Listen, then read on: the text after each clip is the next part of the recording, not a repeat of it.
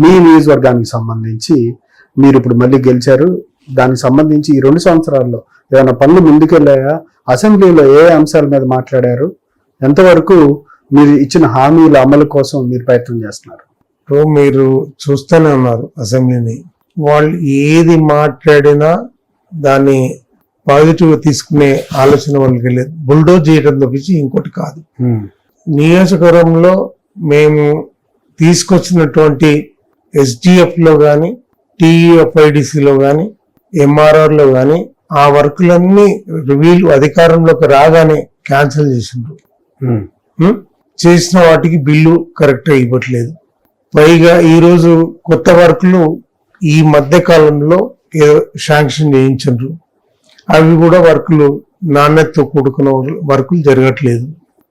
ఏది జరిగినా contractor level ముందుకు రావట్లేదు, ఎవరు పని చేయట్లేదు. ఎక్కడ పని చేయట్లేదు. మీరు ఇచ్చిన సమస్యలు హామీలు అలాగే ఉండిపోయినాయా? హామీలన్నీ అట్లానే ఉండిపోయినాయి.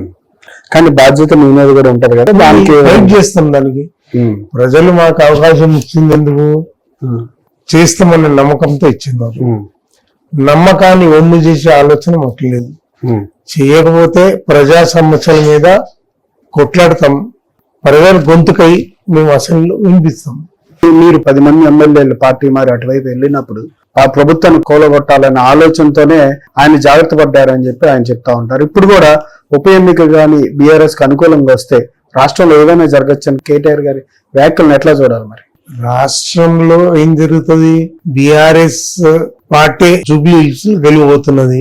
రేపు రాష్ట్రం మొత్తం కూడా స్థానిక సంస్థలు, సర్పంచ్లు గాని, ఎంపీటీసీలు గాని, జెడ్పీటీసీలు గాని, మున్సిపాలిటీలు గాని, కార్పొరేటర్లు గాని అన్ని బీఆర్ఎస్ వస్తాయనేది పూర్తి నమ్మకం.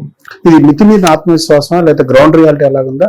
ప్రభుత్వ వ్యతిరేకతే మీకు ప్లస్ గా కనిపిస్తుంది?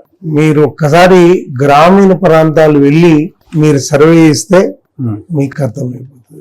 అంత వ్యతిరేకత తొందరగానే పీకల్ దాని వ్యతిరేకత. అంటే పార్టీకి సంబంధించి మైనార్టీలు కానీ ఎక్కువ మందికి మీ నియోజకవర్గ మైనార్టీల సంఖ్య బాగానే ఉన్నట్టు. మీరుండే సంగారెడ్డిలో చాలా ఎక్కువగా ఉంది. మైనార్టీలకి ఏమైనా చేసిందా కాంగ్రెస్? ఏమి చేయలేదు ఇప్పటికీ.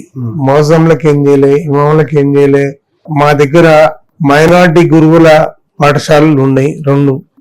వాటి కొంత డబ్బు ఖర్చు పెడితే బిల్డింగ్లు పూర్తయ్యేది. ఇప్పటిదాకా దాదాపు 20 కోట్లు దాన్ని ఖర్చు పెట్టడం జరిగింది. దాన్ని అట్లే పెండింగ్ పెట్టారు. వివేక్ష అంతా.